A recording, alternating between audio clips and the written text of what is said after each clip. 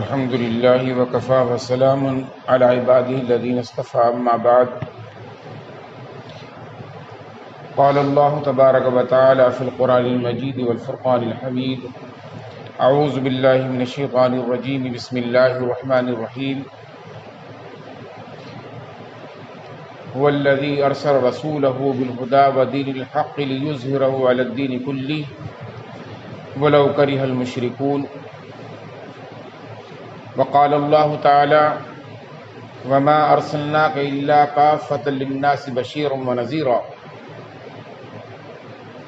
وقال تعالى قل يا أيها الناس إني رسول الله إليكم جميعا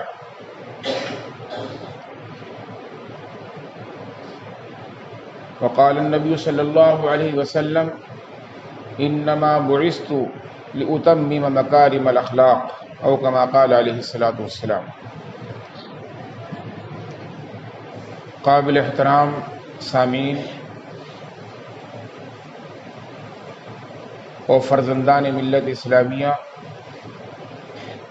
بزرگوں، دوستوں،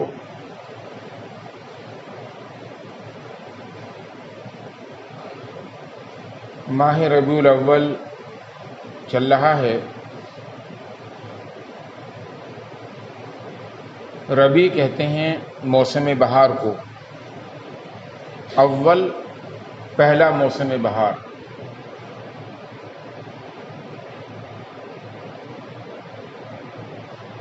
تو کئی وجوہ سے یہ موسم بہار ہے۔ ایک تو یہ کہ اس ماہ مبارک میں ولادت باسعادت رسول اعظم صلی اللہ علیہ وسلم کی ہوئی ہے، اور اس اعتبار سے بھی کہ ہندوستان میں موسم بہار ہی ہے، خزاں کا موسم نہیں ہے، پتجھڑ کا موسم نہیں ہے، ہریالیاں عروج پر ہیں اور خوب ہرا بھرا ماحول ہے،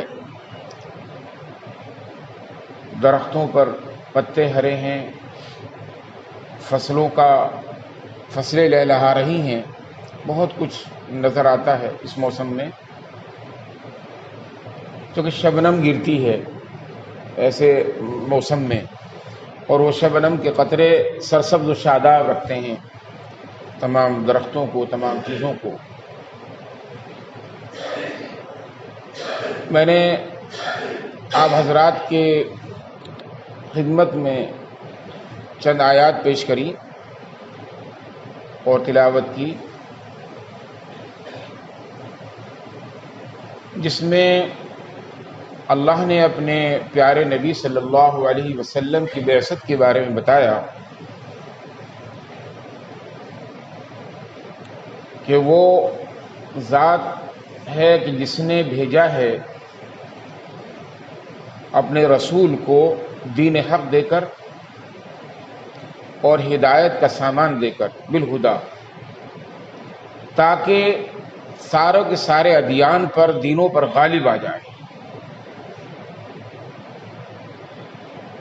دین پر یہ دین غالب آ جائے، لیظہرہ علی الدین کلہ، اگرچہ مشرکین اس کو ناگوار سمجھیں، ان کو یہ بات گوارا نہ ہو، لیکن اللہ نے تو یہ چاہ لیا، فیصلہ کر لیا، اس فیصلے کے، اٹل فیصلے کے مطابق اللہ نے اپنے دلارے پیغمبر محبوب کبریا صلی اللہ علیہ وسلم کو بھیج دیا۔ اسی طرح آپ کے بارے میں فرمایا کہ ہم نے آپ کو سارے انسانوں کے لیے بشیر و نذیر بنا کر بھیجا ہے، خوشخبری دینے والا اور ڈرانے والا بنا کر بھیجا ہے۔ آپ کی حیثیت بشیر و نذیر کی بھی ہے۔ یہ دونوں لفظ اتنے مکمل ہیں کہ آپ کی بعثت کے مقصد پر محیط ہیں، احاطہ کیے ہوئے ہیں، ہر چیز اس میں آ جاتی ہے، کیونکہ دو ہی حال ہوتے ہیں، یا تو انسان کسی کو ڈراتا ہے یا انسان کسی کو خوشخبری دیتا ہے، یا تو راحت کا میدان دیتا ہے یا تکلیفوں کے دلدل میں پھنسا دیتا ہے۔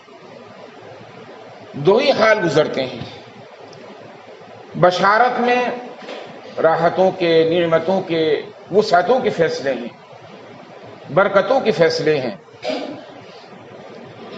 اور نذیر میں صعوبتوں، تکلیفوں اور سزاؤں کے فیصلے ہیں۔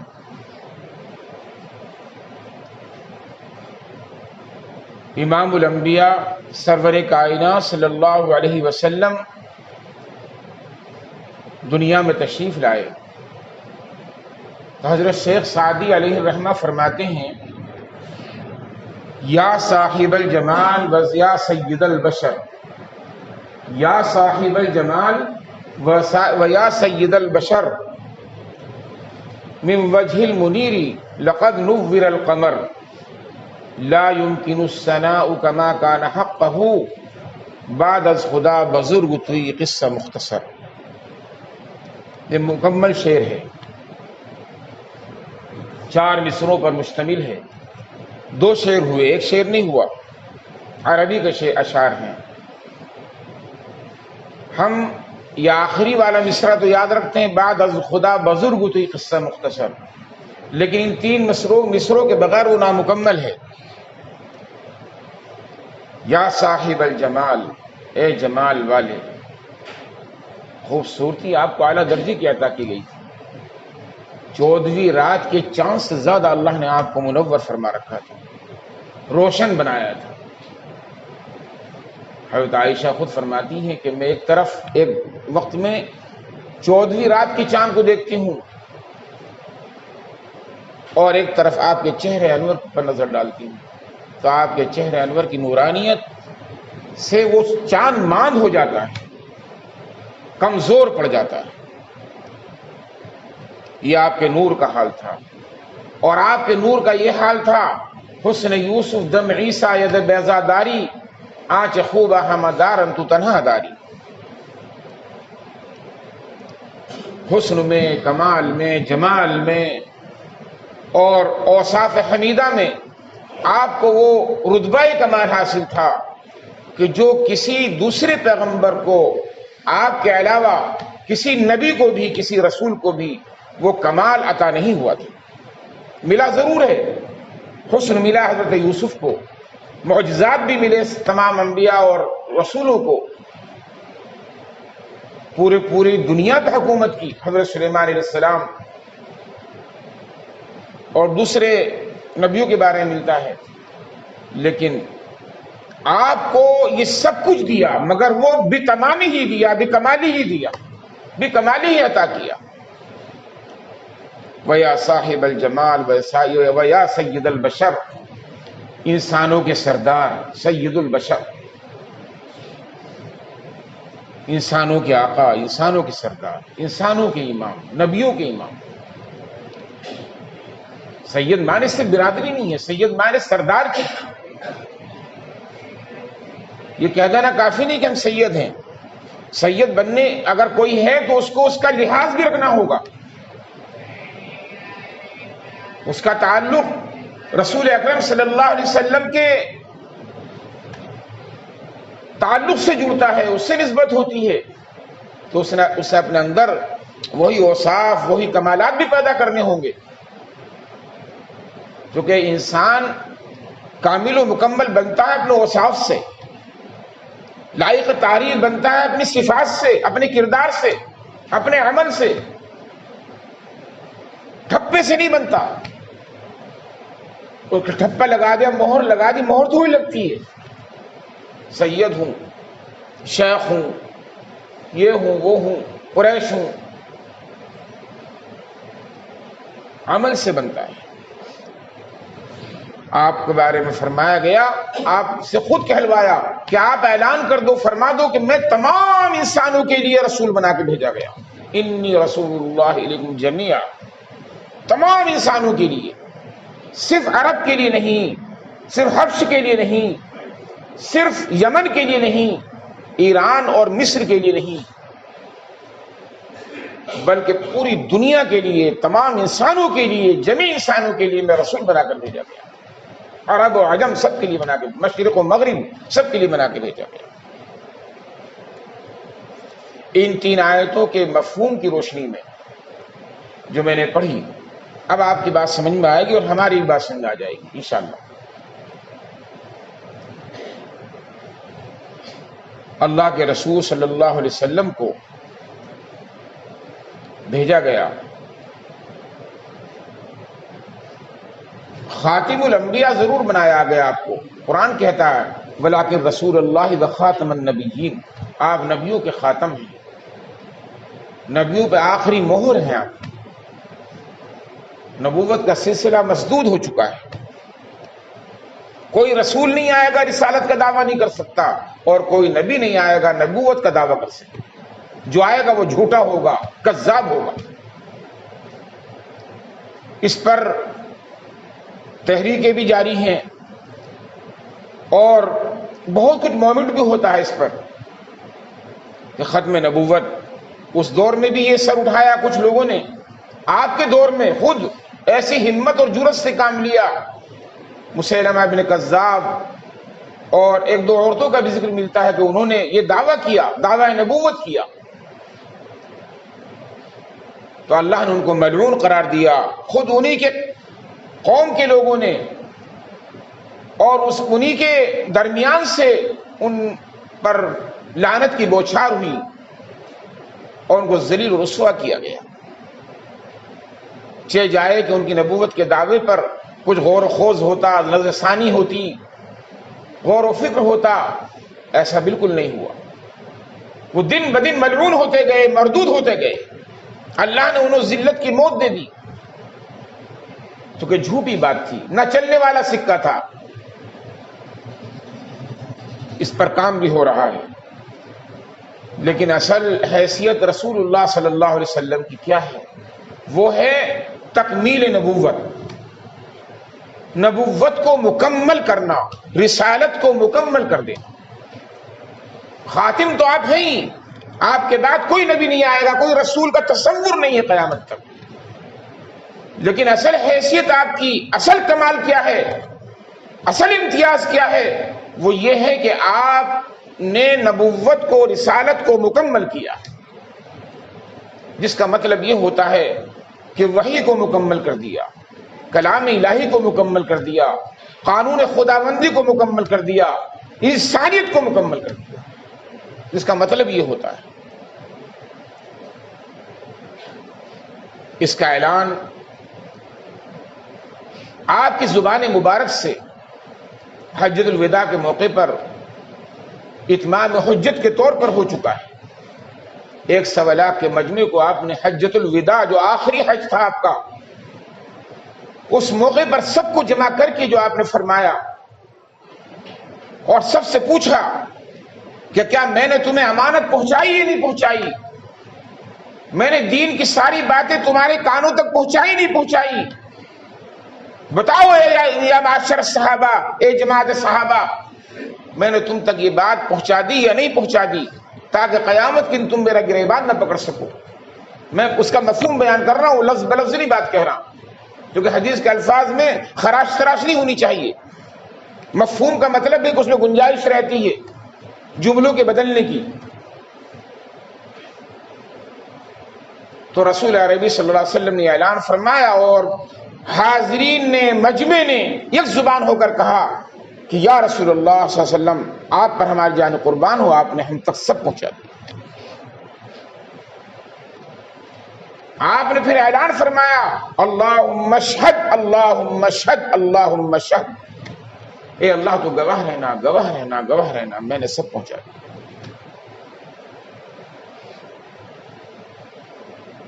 اور زمانہ بھی دیکھنے کا تھا، انقلاب بھی دیکھنے کا تھا۔ وہ کیا عظیم انقلاب برپا کیا، 23 سالہ زندگی میں کیا انقلاب برپا ہوا۔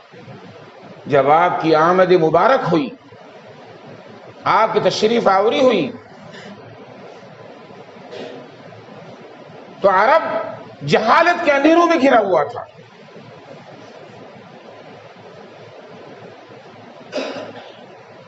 حیوانیت اور درندگی کا گڑھ بنا ہوا تھا، گڑھ جسے ہم بول دیں، کوئی غلط لفظ نہیں. ایک دوسرے کی جان کے پیاسے ہی نہیں تھے، بلکہ اس اشرف الانسان، اشرف الامم اور دنیا میں سب سے اشرف مخلوق میں عورتوں کے ساتھ جو بے حرمتی ہو رہی تھی اور لڑکیوں کو زندہ درگور کرنے کی روایت چلی آ رہی تھی، وہ اتنی خطرناک اور ہیبت ناک تھی، بیٹھ جائیے، اتنی ہیبت ناک تھی کہ باپ اپنے ہاتھوں سے اپنی نظروں کے سامنے گڈھا کھودتا تھا اور بچیوں کو زندہ ڈال دیا کرتا تھا، زندہ.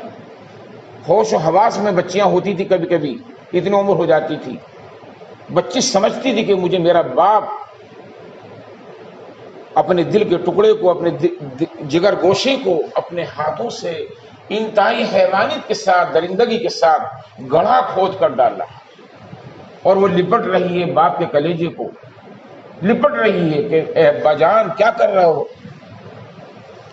کیا کر رہے ہو میرے ساتھ، میں کیا تکلیف پہنچا رہی ہوں آپ کو، میرا گناہ کیا ہے. تھوڑا سا سوچیے ذرا سا گریبان میں ڈال کر کیا گزرتی ہوگی، اور کیا دور تھا زوال کا، انسانیت کے زوال کا کیا دور تھا. وہ دل ہی نہیں رہا تھا انسان کے اندر. انسانی دل ہوتا تو کانپ جاتا، لرز جاتا، تصور سے لرز جاتا، چیز آئے کہ وہ عمل کرتا، دیکھ بھی نہیں سکتا تھا. وہ تو اپنے ہاتھوں سے کر رہا ہے، اس کی ماں کی گود سے نکال کر لا رہا ہے. بیٹے جو نرینا اولاد ہے وہاں موجود ہے، ان کے سامنے لا رہا ہے، اور اس بچی کو گڈھے میں پھینک رہا ہے. یہ میں نے بالکل آخری درجے کی بات بیان کی، باقی اور تو نہ معلوم کیا کیا چیزیں تھیں، سب معلوم ہے آپ کو، شراب کا، نشے کا، لڑائی جھگڑے کا، اور جتنی بھی اخلاق سے گری ہوئی باتیں ہو سکتی تھی. اسی لیے میں نے حدیث پڑھی آپ کے سامنے، اللہ کے رسول صلی اللہ علیہ وسلم فرماتے ہیں کہ مجھے بھیجا گیا ہے اخلاق کی بلندیوں کو مکمل کرنے کے لیے، اخلاق کو مکمل کرنے کے لیے، اخلاق کی بلندیوں کو مکمل کرنے کے لیے بھیجا گیا. جو بلند اخلاق ہوتا ہے، شرافت ہوتی ہے، اس کو مکمل کرنے کے لیے بھیجا گیا. تو تکمیل انسانیت کے لیے، تکمیل دین حنیف کے لیے اللہ کے آخری نبی، دلارے نبی، پیارے نبی صلی اللہ علیہ وسلم ربیع الاول کے مہینے میں مبعوث ہوئے. رسم و رواج کے قاتل بن کے پیدا ہوئے ہیں، رسم و رواج کو ختم کرنے کے لیے پیدا ہوئے، اس کو ختم کر دیا. جاہل کو ختم نہیں کیا، جہالت کو ختم کیا. عرب انسانوں کو کے اندر جو پنپ رہی تھی غیر انسانی تصویریں، غیر انسانی صفات، ان کو ختم کیا. ایک تو یہ کام کیا. دوسرے، قرآن کریم کو اللہ نے آپ پر نازل فرمایا. وحی آتی تھی، اس وحی کے آنے کا دور بھی اس وقت شروع ہوا جب انسانیت دم توڑ رہی تھی. اس وقت ظاہر بات ہے کہ اس دم توڑتی انسانیت، سسکتی انسانیت کو کیسے راہ ملے گی، کیسے رہنمائی ملے گی، کیسے اسے راستہ ملے گا، اس کے لیے کوئی قانون تو چاہیے. توریت، زبور، انجیل سب مسخ کر چکے تھے. بنی اسرائیل نے معلوم کیا سے کیا بدل دیا تھا، کیا سے کیا کر دیا تھا. آپ کو یہودیوں میں نازل نہیں فرمایا اللہ نے، آپ کو صرف نصارہ میں نازل نہیں فرمایا، آپ نے مشرکین کے درمیان آنکھیں کھولی ہیں، مشرکوں کے بیچ میں آنکھیں کھولی، شرک کا قلعہ خدا کرنے کے لیے، توحید کا پرچم لہرانے کے لیے.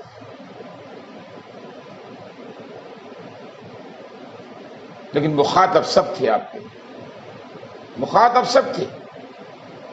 اسی لیے تو آپ نے فرمایا میں ساری انسانیوں کے لیے نبی بنا کر بھیجا گیا ہوں، رسول بنا کے بھیجا گیا ہوں. نبی نہیں، رسول. جس کو نئی کتاب دی جاتی ہے اسے رسول کہتے ہیں، جس کو نئی کتاب نہیں ملتی وہ نبی اور پیغمبر ہوتا ہے. تو آپ کو جو کتاب دی گئی ہے یہ کتاب بھی کتاب ہدایت، کتاب مبین، قرآن کریم، فرقان حمید، قرآن نے جو بھی نام دیے ہیں کتاب کو، جو بھی نام دیے ہیں، بہرحال اس کے وہ صفاتی نام ہے، لیکن قرآن اس کا بہت اہم نام ہے۔ قرآن جس کو پڑھا جائے، پڑھا جاتا رہے، پڑھا جاتا رہے، سمجھا جاتا رہے، پڑھا جاتا رہے، اس کا نام قرآن ہے۔ قرأ یقرأ۔ ہم اگر نہیں پڑھتے تو ہمیں اس کو قرآن ہی نہیں سمجھ رہے ہیں، ہمارے نزدیک قرآن کی حیثیت نہیں ہے اس کی، چونکہ پڑھ ہی نہیں رہے، سمجھ ہی نہیں رہے۔ خود اللہ نے اس کا نام وہ رکھ دیا ہے، اس کا نام اس سے موسوم کیا ہے کہ جو اس کی صفت ہے، پڑھتے رہو، پڑھتے رہو، پڑھتے رہو، مرتے مرتے پڑھتے رہو، پڑھتے پڑھتے مرتے رہو۔ یہ قرآن کی شان ہے، قرآن کی عظمت کا تقاضا ہے۔ آج ہمیں کیا ہے کہ بہت محفوظ کرنے کا طریقہ، جو اللہ نے وعدہ دیا ہے نا قرآن کی حفاظت کا، وہ ہم اپنے ذمہ لینا چاہتے ہیں۔ بڑی شاندار شیشے کی الماری بنوائیں گے، بہت خوبصورت قسم کی، وہاں قرآن رکھ دیں گے، اور بڑی حفاظت ہو رہی ہے قرآن کی، تاکہ اسے جالا نہ لگ جائے، اس کو بالکل مانا کہ واقعی گرد و غبار سے اور دوسری آلائشوں سے وہ پاک رہے گا، دوسری ذرات سے پاک رہے گا، وہ نہیں اس کو لگے گا۔ لیکن قرآن کی حفاظت کا یہ طریقہ ہے، صرف قرآن کی حفاظت کا وعدہ اللہ نے لیا ہے، لیکن حفاظت کرائے گا ہم سے ہی، وہ ہم سے ہی کرائے گا۔ اور وہ کیسے کرائے گا؟ اپنے سینوں میں محفوظ کرو، اپنے سینوں کو کتاب بنا لو، اپنے قلوب کو، دلوں کو منور کرو، اس کے کلام سے مزین کرو، حسن و جمال پیدا کرو۔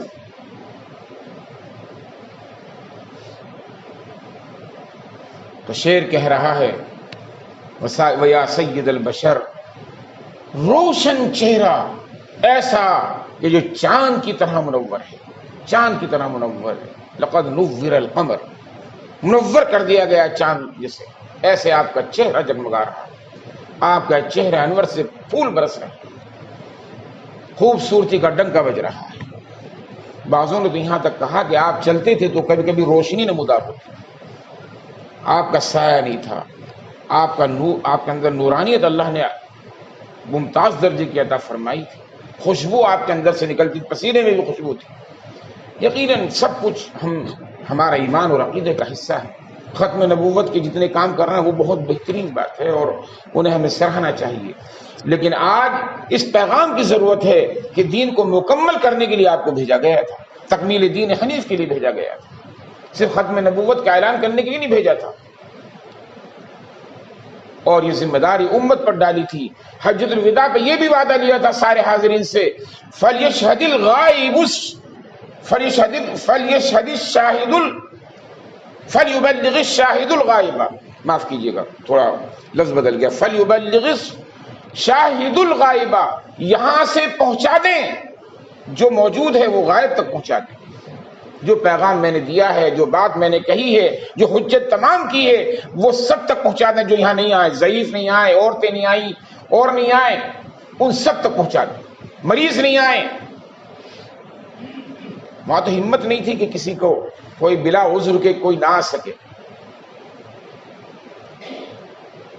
اور آپ کو فرما دیا، ذمہ داری دی تھی، یا ایھا الرسول بلغ ما انزل الیک من ربک، اے رسول آپ تبلیغ فرما دیں، پہنچا دیں جو ہم نے آپ تک پہنچایا۔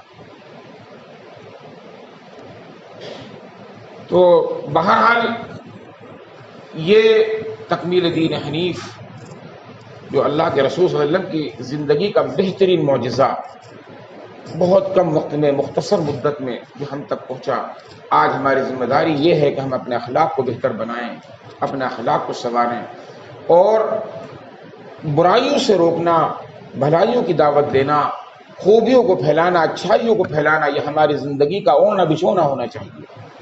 آپ نے ہمیں ذمہ داری سپرد کی، فَلْيُبَلِّغِ الشَّاهِدُ الْغَائِبَ سے، کہ حاضر غائب کو بتا دیں۔ آج یہ سب موجود ہیں، جو غائب ہیں یہاں نہیں ہیں، ان کو ان تک پہنچا دیں۔ یہ ہمیشہ سلسلہ چلنا چاہیے، اور آگے تک پہنچا دیں۔ بیجا رسوم سے بچیں، عقیدے کو خراب کرنے والی باتوں سے بچیں، عقیدے کو خراب کرنے والی باتوں سے بچیں. ہم جشن منانے تک محدود نہ رکھیں. ہمیں بیجا رسومات سے بچنا چاہیے، حسد سے، بغض سے، ایک دوسرے کے خلاف کارروائیوں سے، سازشوں سے. اور ایک کام یہ بھی کریں، مسجدوں کا مسجدوں سے اتحاد ہو، مدرسوں کا مدرسوں سے اتحاد ہو. جتنے بھی پلیٹ فارم ہیں دعوت کے اور اسلام کے پھیلانے کے، ان سب میں اتحاد و اتفاق ہونا چاہیے. اگر ہم یہ کرنے کے لیے کوئی پلاننگ کرتے ہیں، لٹریچر لکھتے ہیں، کوئی کام کرتے ہیں، تو بہت بڑا کام ہے. اللہ کے رسول صلی اللہ علیہ وسلم کا بہترین مشن ہے، آپ کی چھوڑی ہوئی امانت ہے، آپ کی وراثت ہے. علماء کو وارث بتایا، اسی لیے بتایا کہ وہ بات تک پہنچاتے رہیں، بات تک یہ چیزیں پہنچاتے رہیں. عورتوں کو نمونہ بنایا تمام عورتوں کے لیے. آپ کے ازواج مطہرات کو دیکھیے، آپ عورت تو تھے نہیں اللہ کے رسول صلی اللہ علیہ وسلم، لیکن آپ کی جو بیویاں تھی وہ سب نمونہ ہیں، ماڈل ہیں، آئیڈیل ہیں ساری عورتوں کے لیے، انسانوں کی. آپ کی ان کی زندگی دیکھو اٹھا کر، وہ کیسے رہی، کیسے زندگی گزاری. وقت ہو چکا ہے. اللہ تبارک و تعالی ہم سب کو عمل کی توفیق مرحمت فرمائے. السلام علیکم.